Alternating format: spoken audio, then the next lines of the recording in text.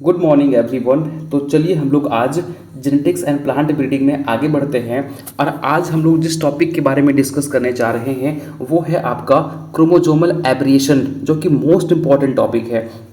आप देखेंगे तो यहाँ से भी क्वेश्चन आपका आता है और ये थोड़ा सा बड़ा टॉपिक है, तो इसको हम लोग दो पार्ट में पढ़ेंगे, पार्ट 1 और दूसरा पार्ट 2। ठीक है, तो अगर आपने अभी तक हमारे टेलीग्राम ग्रुप को ज्वाइन नहीं किया है तो ज्वाइन कर लीजिए, क्योंकि वहीं पे आपको इस टॉपिक का नोट्स साथ में आपको क्विजेस प्रोवाइड की जाएंगी। ठीक है, तो स्टार्ट करते हैं अपने टॉपिक को, जो है क्रोमोजोमल एब्रिएशन। यहाँ पे अगर मैं बात करूँ तो ये दो टाइप का होता है। ठीक है, एक होता है स्ट्रक्चरल एब्रिएशन, ठीक है, दूसरा होता है आपका न्यूमेरिकल एब्रिएशन। ठीक, ये दो टाइप का होता है, स्ट्रक्चरल एब्रिएशन और दूसरा होता है आपका न्यूमेरिकल एब्रिएशन। तो आज के सेशन में हम लोग जिसके बारे में डिस्कस करेंगे वो है आपका स्ट्रक्चरल एब्रिएशन। दूसरे लेक्चर में जो हम लोग डिस्कस करेंगे वो न्यूमेरिकल एब्रिएशन के बारे में डिस्कस करेंगे, क्योंकि टॉपिक बड़ा है ना। तो आज का जो लेक्चर है वो हम लोग का इसके ऊपर बेस्ड रहेगा। ठीक है, तो डाल दीजिए हेडिंग आप लोग, स्ट्रक्चरल एब्रिएशन। नो,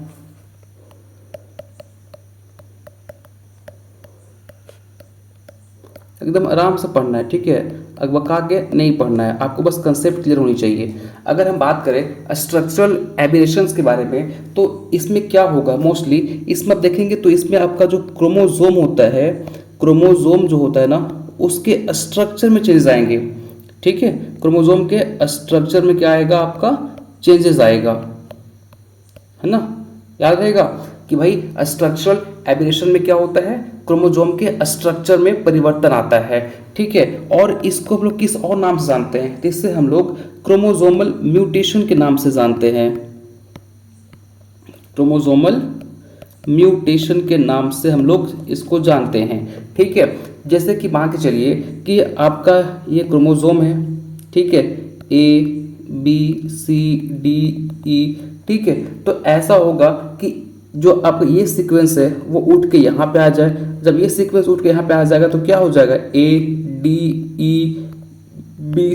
तो यहाँ पे आप क्या देख पा रहे हो, यहाँ पे आप देख पा रहे हो कि क्रोमोजोम के जो आपका स्ट्रक्चर था उसमें चेंजेस आ गया, है ना। आप देखेंगे कि यहाँ पे आपका जो पहला क्रोमोसोम नंबर है उसमें ABCDE सब सीक्वेंस वाइज था, लेकिन इसमें हो गया म्यूटेशन, और म्यूटेशन होने की वजह से जो इनके सीक्वेंस थे वो बदल गए, है ना। क्रोमोसोम का जो स्ट्रक्चर था वो बदल गया, तो इसलिए हम इससे बोलते हैं स्ट्रक्चरल एब्रिएशन, और इसी को हम बोलते हैं क्रोमोसोमल म्यूटेशन।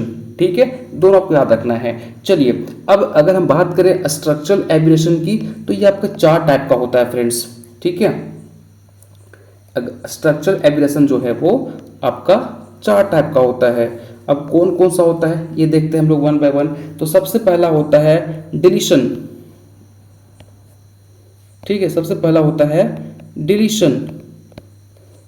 ठीक है, दूसरा होता है डुप्लीकेशन, तीसरा होता है इन्वर्जन, और चौथा होता है ट्रांसलोकेशन। इसको हम इंटरचेंज भी बोलते हैं। ठीक, समझ आ रहा है। तो मैं क्या बोला आपको कि भाई स्ट्रक्चर एब्रिएशन जो है वो 4 टाइप का होता है। कौन कौन सा, डिलीशन, मेरे साथ बोलिए, डिलीशन, डुप्लीकेशन, इन्वर्जन और ट्रांसलोकेशन, जिसे हम इंटरचेंज के नेम से भी जानते हैं। फर्दर इन लोगों का क्लासिफिकेशन भी है। डिलीशन जो है वो अगेन आपका 2 टाइप का होता है, टर्मिनल और दूसरा होता है इंटरस्टिशियल, या फिर इसी को हम बोलते हैं इंटरकैलरी। ठीक है, डुप्लीकेशन जो है अगेन ये आपका 4 टाइप का होता है, टेंडम, रिवर्स टेंडम, ठीक है, डिस्प्लेस्ड और रिवर्स डिस्प्लेस्ड। ठीक, इन्वर्जन जो है अगेन 2 टाइप का होता है, पेरासेंट्रिक और दूसरा पेरिसेंट्रिक। अब बताइए नहीं, हम लोग वन बाय वन डिस्कस करेंगे, ठीक है। बस आप ट्राई कीजिए कंसेप्ट को समझने का। ये आपके सारे नोट्स में लिखे होंगे, तो आपको लिखने की जरूरत नहीं है। आप ट्राई कीजिए कि आप जितना ज़्यादा इन बिटवीन लेक्चर मेमोराइज कर सके उतना ज़्यादा आप याद करने की कोशिश कीजिए, ठीक है। और चीज़ों को समझते चलिए, रट के आपको कुछ नहीं मिलेगा। जब तक आप समझेंगे नहीं तब तक आपको कुछ समझ में नहीं आएगा, और फिर आपको मतलब क्वेश्चन आपके बनेंगे नहीं। तो चीज़ों को आप समझने पर फोकस ज़्यादा कीजिए, ठीक है। अब बात करूँ ट्रांसलोकेशन की, तो 3 टाइप का होता है, सिंपल, शिफ्ट और रेसिप्रोकल, ठीक है। तो इतनी चीज़ों को हमको आज देखना है, ठीक है। मैंने आपको क्या क्या बताया, अभी रिकॉल करवा देता हूँ फटाफट। मैंने आपको बताया कि क्रोमोसोमल एब्रिएशन जो है वो 2 टाइप का होता है, एक स्ट्रक्चरल, दूसरा न्यूमेरिकल। हम आज जो पढ़ेंगे वो स्ट्रक्चरल के बारे में पढ़ रहे हैं। स्ट्रक्चरल एब्रिएशन का मतलब ये होता है कि क्रोमोसोम के स्ट्रक्चर में क्या हो गया, परिवर्तन आ गया, और इसको हम लोग क्या बोल रहे थे, म्यूटेशन, क्रोमोसोमल म्यूटेशन बोल रहे थे, ठीक है। फिर मैंने आपको बताया कि ये जो है वो आपका 4 टाइप का होता है, डिलीशन, डुप्लीकेशन, इन्वर्जन और आपका ट्रांसलोकेशन, जिसे हम इंटरचेंज भी बोलते हैं। फर्दर डिलीशन जो है वो आपका 2 टाइप का होता है, टर्मिनल और इंटरस्टिशियल या फिर इंटरकेलरी बोलते हैं, ठीक है। डुप्लीकेशन जो है अगेन आपका 4 टाइप का होता है, टेंडम, रिवर्स टेंडम, डिस्प्लेस्ड और रिवर्स डिस्प्लेस्ड, ठीक है। इन्वर्जन जो है अगेन आपका 2 टाइप का होता है, पैरासेंट्रिक, पेरिसेंट्रिक और ट्रांसलोकेशन जिसको हम इंटरचेंज बोल रहे हैं, ये अगेन आपका 3 टाइप का होता है, सिंपल, शिफ्ट, रेसिप्रोकल, ठीक। समझ में आ गया। चलिए अभी फिलहाल हम पढ़ेंगे डिलीशन के बारे में, ठीक है। 1 बाय 1 हम लोग डिस्कस करने वाले हैं। तो डिलीशन के बारे में हम यहाँ पे स्टडी करने वाले हैं। इसको मैं एरेज कर देता हूँ, ठीक है।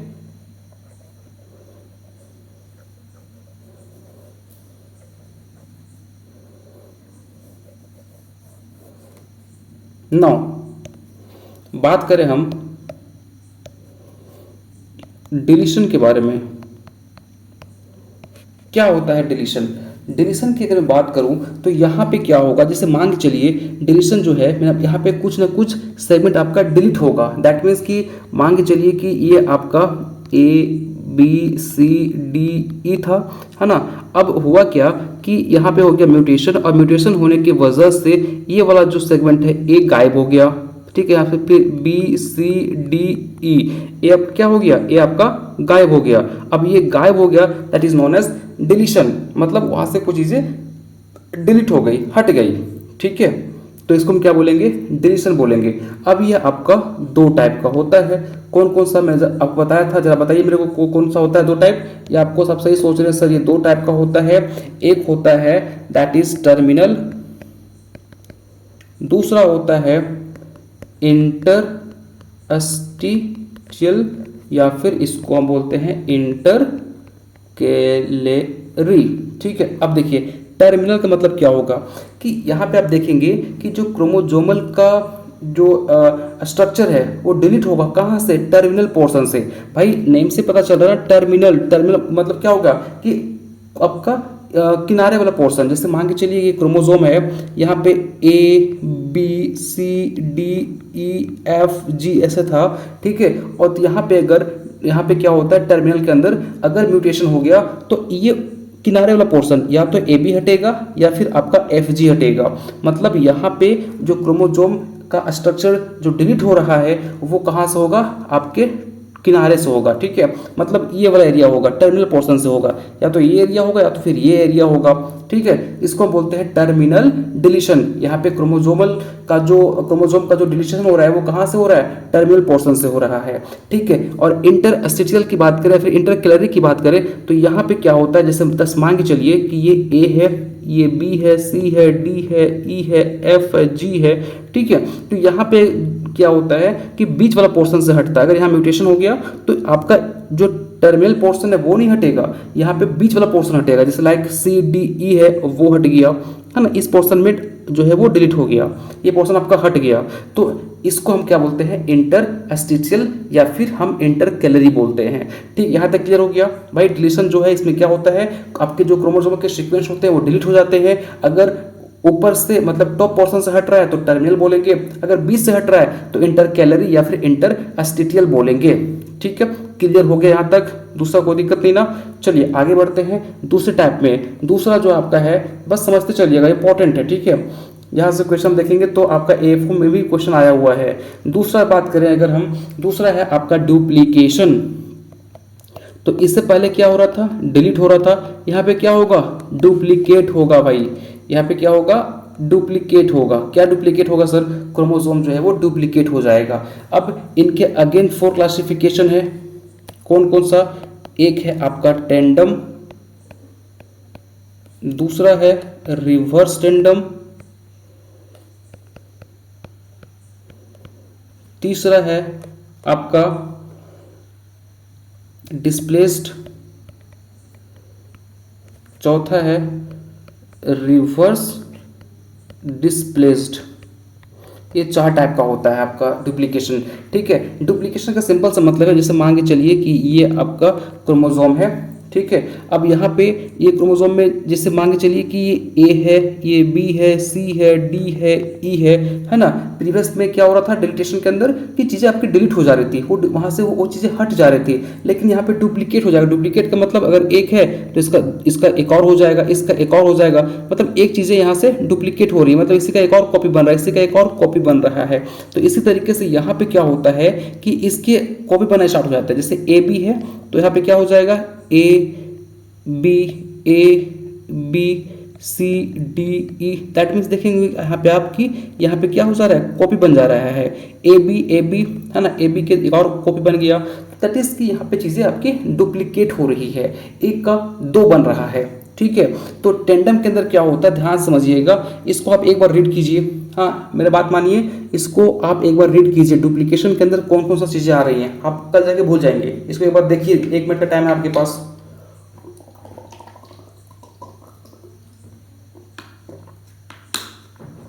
हाँ बिल्कुल, आपको याद हो गया होगा कि सर डुप्लीकेशन के अंदर टेंडम है, रिवर्स टेंडम है, डिस्प्लेस्ड है, रिवर्स डिस्प्लेस है, ठीक है। अब देखिए टेंडम के अंदर क्या होता है। टेंडम के अंदर जैसे मान के चलिए, इसको समझाने के लिए आपको थोड़ा सा हम एक बताते हैं नॉर्मल क्रोमोसोम के बारे में। जैसे मान के चलिए एक जो है वो नॉर्मल क्रोमोसोम है, ठीक है। हम एक एक करके समझेंगे। मैं आपको बता दूं कि हम एक एक करके समझेंगे, अब बताने की जरूरत एकदम बिल्कुल नहीं है, चीज़ें आपको समझ में आएगी, आप समझने की कोशिश कीजिएगा, ठीक है। 9 देखिए, ये आपका नॉर्मल क्रोमोसोम है। A B C D E F G H I, यहाँ पे हमारा सेंट्रोमियर है, ठीक है। और यहाँ पे जो आपका डुप्लीकेशन हो रहा है वो जी और ई के बीच में हो रहा है, ठीक है। इसको हम अलग कर से दिखा देते हैं। यहाँ पे जो डुप्लीकेशन हो रहा है वो डी और ई के बीच में हो रहा है। किसके अंदर? नॉर्मल क्रोमोसोम के अंदर। दिखाई पड़ रही है कलर? ये नहीं दिखाई पड़ रही है, 1 मिनट। 9 ये है आपका नॉर्मल क्रोमोसोम, ठीक है। तो नॉर्मल क्रोमोसोम के अंदर क्या हो रहा है कि डी और ई के बीच में जो है वो आपका डुप्लीकेशन हो रहा है। बट अगर हम बात करें टेंडम में, तो टेंडम में क्या होता है? टेंडम, जब भी टेंडम आएगा तो टेंडम के अंदर क्या होता है? ये क्या है? ओरिजिनल सेगमेंट, ठीक है। ये है ओरिजिनल सेगमेंट, कौन? D E. तो अब अगर मैं बात करूं टेंडम, तो टेंडम में क्या होता है? A B C D E, D E F G H I. Sir यहाँ पे आप डी ई डी 2 बार लिख दिए सर, नहीं, यही तो है। यहाँ पे क्या होगा? ये आपका सेंट्रोमियर हो गया। यहाँ पे क्या होता है कि अगर हम टेंडम की बात करेंगे तो टेंडम में क्या होता है कि जो ओरिजिनल आपका सेगमेंट था डीई, इसी के पास है ना, इसी के पास क्या हो जाएगा? एक और कॉपी बन जाएगा, ठीक है। मैं बात ध्यान समझिए। यहाँ पे क्या हो रहा है टेंडम के अंदर कि जो आपका ओरिजिनल सेगमेंट है डीई, इसी के नजदीक में एक और सेम कॉपी बन जाएगा, ठीक है। आप जैसे कि आप देख पा रहे होंगे डीई आपका ओरिजिनल सेगमेंट है, इसी के बगल में एक और सेगमेंट बन गया डीई करके, तो इसी को हम बोलते हैं टेंडम, ठीक है। समझ में आ गया कि ओरिजिनल सेगमेंट के बगल में एक डुप्लीकेट सेगमेंट बन गया और इसी को हम बोलेंगे टेंडम। याद हो गया? चलिए अब हम बात करते हैं दूसरे आपका दूसरा टाइप है जो है रिवर्स टेंडम। रिवर्स टेंडम में क्या होगा, जरा दिमाग लगाइए, रिवर्स टेंडम में क्या होगा, थोड़ा सोचिए। हाँ, आपको सही सोच रहे हैं कि सर रिवर्स टेंडम में क्या होगा कि भाई सब कुछ तो वही रहेगा जो आपका A B C D E D E, ये आपका सेंट्रोमियर हो जाएगा, है ना, एफ जी एच आई, ठीक है, ये आपका नॉर्मल क्रोमोसोम है, ठीक है ना। आपका ओरिजिनल मान के चलिए ये ओरिजिनल है, ठीक है, ये ओरिजिनल सेगमेंट है। तो यहाँ पे क्या होगा, रिवर्स टेंडम के अंदर क्या होता है, रिवर्स टेंडम में क्या होगा, ध्यान ध्यान समझिए, यहाँ पे कुछ नहीं होगा, यहाँ पे जस्ट सिंपल, जैसे मान के चलिए ये डी ई है तो यहाँ पे ई डी हो जाएगा, मतलब जो आपका डुप्लीकेट सेगमेंट है वो पलट जाएगा। जैसे भाई डी ई होना चाहिए था ना, लेकिन रिवर्स टेंडम में क्या हो जाएगा, डी ई डी, मतलब कि ये ओरिजिनल सेगमेंट है और जो डुप्लीकेट सेगमेंट है वो उल्टा हो जाएगा, ठीक है। तो ये किसके अंदर होता है, रिवर्स टेंडम के अंदर होता है। समझ में आया कि अगर टेंडम हो गया तो ओरिजिनल सेगमेंट के बगल में उसी का एक और एकदम एग्जैक्ट डुप्लीकेट कॉपी बन जाएगा।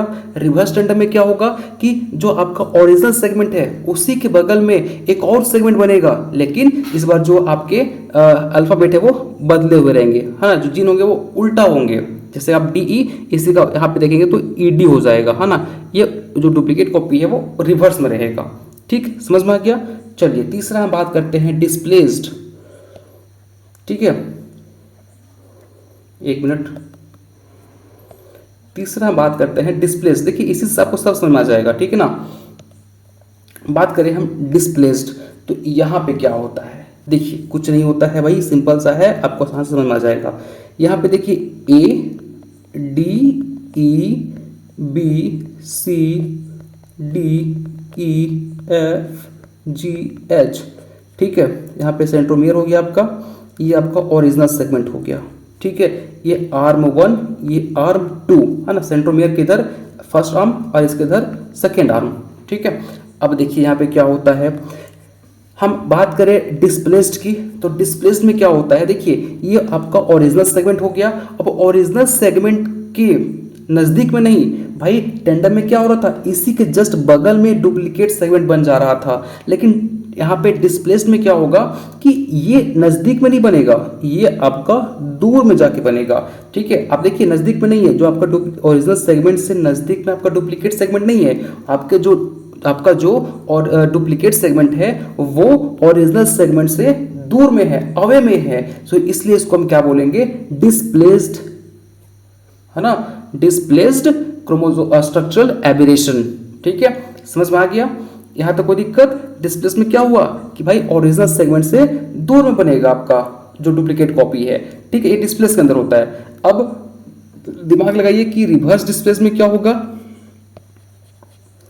इसी का उल्टा होगा। इसका उल्टा कैसे होगा सर, यहाँ पे देखिए, मान के चलिए कि ये A B C D E F, ये सेंट्रोमियर हो गया, जी एच डी ई, ठीक है, आई। अब यहाँ पे समझिए आर्म 1, ये आर्म 2, यहाँ पे क्या हो जाएगा, देखिए ध्यान से, यहाँ पे ये हो रहा है कि ये ओरिजिनल सेगमेंट हो गया, ठीक है, ये ओरिजिनल सेगमेंट हो गया आर्म 1 के ऊपर, ठीक है, जो आपका ओरिजिनल सेगमेंट है वो आर्म फर्स्ट में था। भाई डिस्प्लेस में क्या हो रहा था, आर्म फर्स्ट पे ही आपका डुप्लीकेट सेगमेंट बन रहा था, लेकिन कहाँ पे, इससे दूर में, इससे आगे में बन रहा था, ठीक है। लेकिन यहाँ पे क्या होगा रिवर्स टेंडम के अंदर कि जो डुप्लीकेट सेगमेंट बनेगा वो सेम आर्म पे नहीं होगा, ये दूसरे आर्म पे होगा। जैसे कि यहाँ पे आपको दिखाई पड़ रहा है कि भाई यहाँ पे जो आपका डुप्लीकेट सेगमेंट बन रहा है वो दूसरे आर्म पे बन रहा है, ठीक है। आप देख पा रहे होंगे कि ये कहाँ बन रहा है, दूसरे आर्म पे बन रहा है, ठीक है। तो इसको हम क्या बोलेंगे, रिवर्स डिस्प्लेस्ड बोलेंगे। तो होप सो आपको समझ में आया होगा कि डुप्लीकेशन किस तरह से काम करता है, टेंडम क्या होता है, रिवर्स टेंडम क्या होता है, डिस्प्लेस्ड क्या होता है और रिवर्स डिस्प्लेस्ड क्या होता है, समझ में आ गया, ठीक है।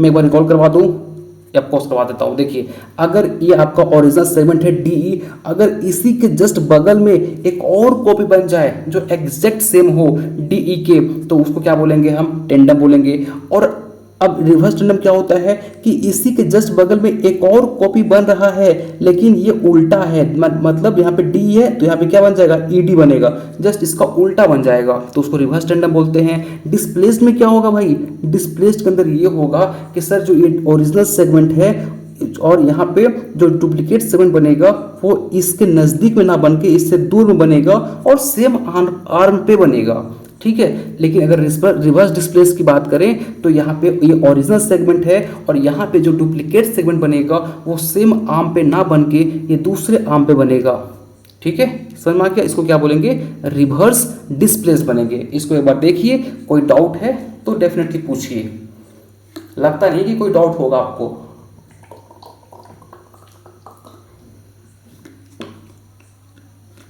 चलिए आगे बढ़े, चलिए ना अगला टाइप हमारा आता है डुप्लीकेशन के बाद, एक मिनट मैं इसको इरेज कर लेता हूं। इसके बाद आपका तीसरा है इन्वर्जन।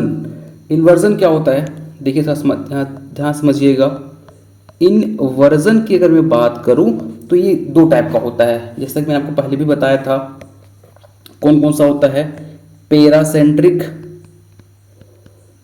और पेरीसेंट्रिक, ठीक है। पेरासेंट्रिक और पेरीसेंट्रिक ये दो टाइप का होता है, ठीक है। अब बात ये आता है कि सर ये पेरासेंट्रिक और पेरीसेंट्रिक क्या जुगाड़ है, जरा इसे अच्छे से एक्सप्लेन कीजिए। तो देखिए, अगर हम बात करें पेरासेंट्रिक तो सिंपल सी यह बात यहाँ पे ये है कि इन्वर्जन के अंदर क्या होता है कि क्रोमोसोम जो है वो 180 डिग्री पे मूव कर जाता है, पलट जाता है, ठीक है। कैसे पलटता है सर, जैसे एग्जांपल समझते हैं। पेरासेंट्रिक के अंदर जैसे मान के चलिए कि ये क्रोमोसोम है A B C D E F, ठीक है, और E F के बीच मान के चलिए यहाँ पे सेंट्रोमियर है F G H I, ठीक है।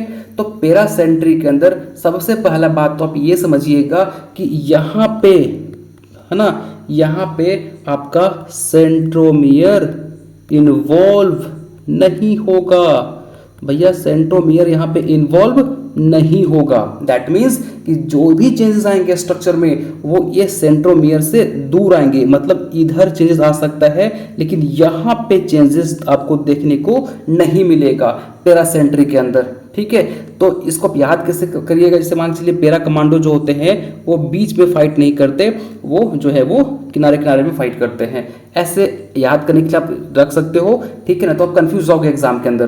तो पेरा जो कमांडो होते हैं वो बीच में काम ना करके जो किनारे किनारे पे बॉर्डर होते हैं उस पर वो काम करते हैं, ऐसा आप याद कर सकते हो, ठीक है। बाकी आपका जो भी ट्रिक हो उस पर आप जो अच्छा लगे बस वो आपको याद होना चाहिए, ठीक है। मैंने इसको ऐसे ही याद करके रखा है। तो पेरासेंट्रिक के अंदर क्या होता है कि भाई जो चेंजेस आएंगे क्रोमोसोम के अंदर वो उसमें आपका जो टीलोमियर उसमें जो आपका सेंट्रोमियर है वो इन्वॉल्व नहीं होगा, ठीक है। इतना बात आप याद रखिएगा, ठीक है।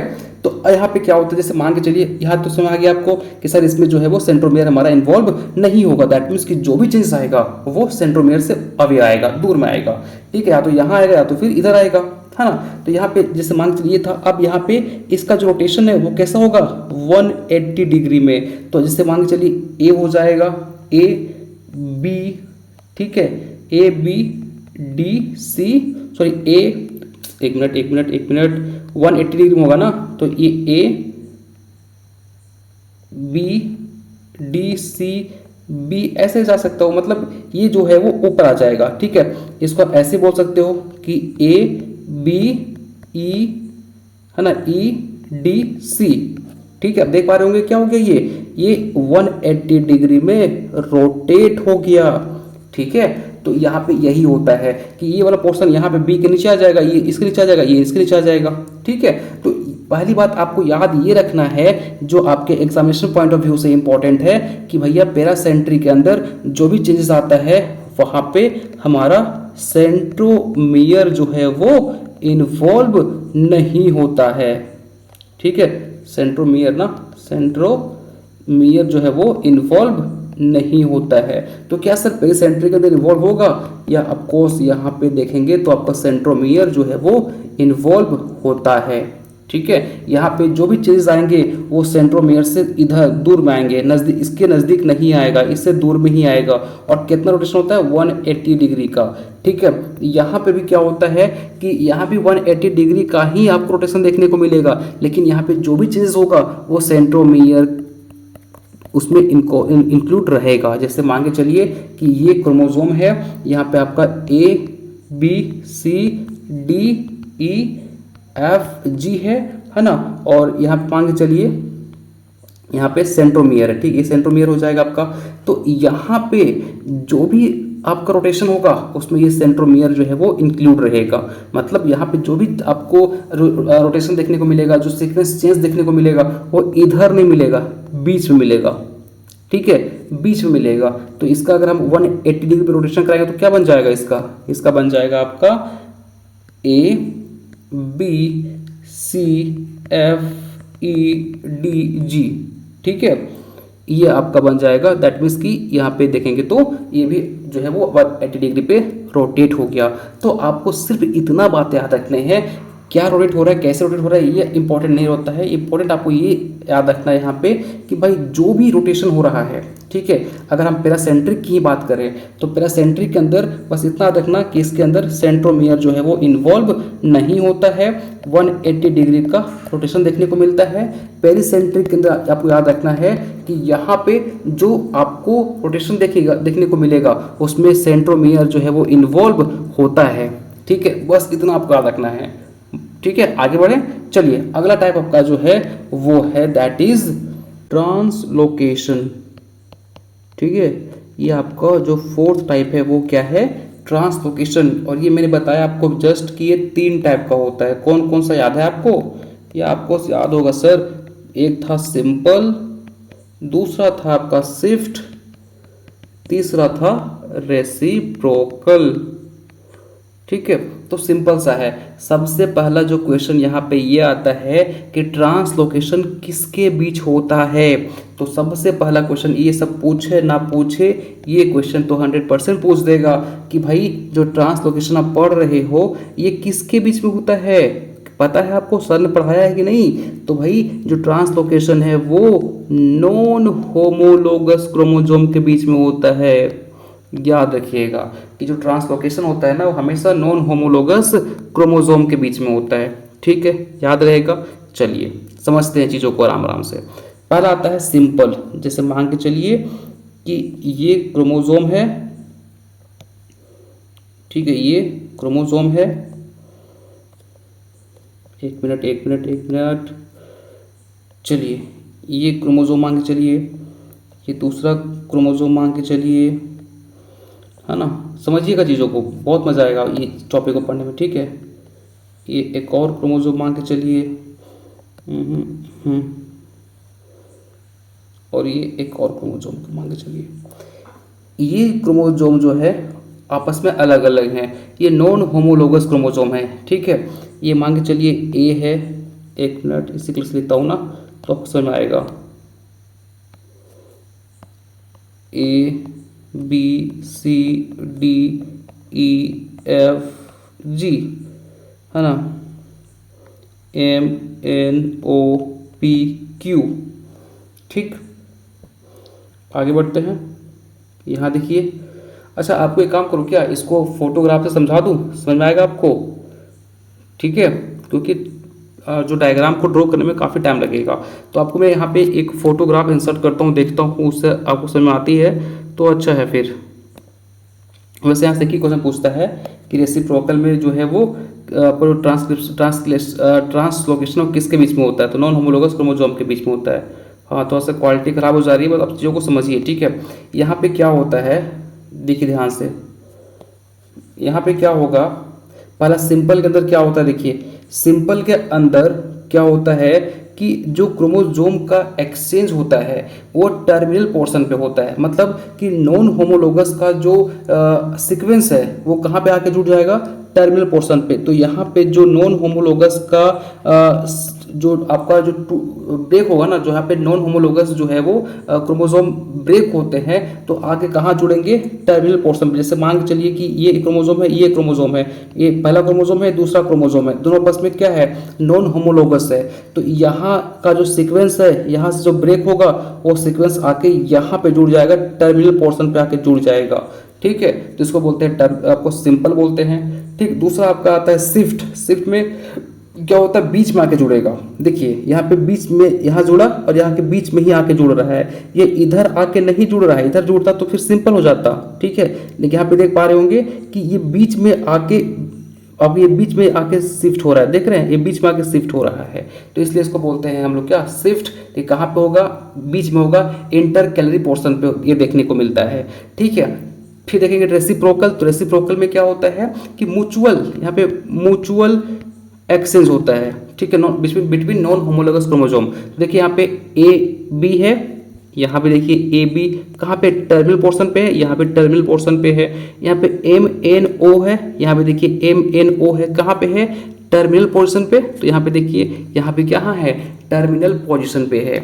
ठीक है, तो इसी को हम बोलते हैं ट्रांसलोकेशन। यहाँ से सिर्फ एक क्वेश्चन आता है कि ट्रांसलोकेशन किसके बीच में होता है, तो नॉन होमोलोगस क्रोमोसोम के बीच होता है। अगर समझ में नहीं आया तो मैं फिर से रिकॉल करता हूँ। सिंपल के अंदर क्या होता है कि यहाँ पे जो एक्सचेंज होता है नॉन होमोलोगस क्रोमोसोम के बीच में, वो कहाँ पे आके शिफ्ट होगा, तो टर्मिनल पोर्शन पे एकदम किनारे में आगे शिफ्ट होगा। ठीक है, दूसरा आता है शिफ्ट। शिफ्ट में कहाँ होता है, नॉन होमोलोगस क्रोमोसोम जब एक्सचेंज होंगे तो कहाँ पे होंगे, बिल्कुल इंटर कैलरी पोर्शन पे बीच में होंगे। ठीक है, यहाँ देखिए बीच में हो रहा है बीसी बीसी, कहाँ बीच में हो रहे हैं ना।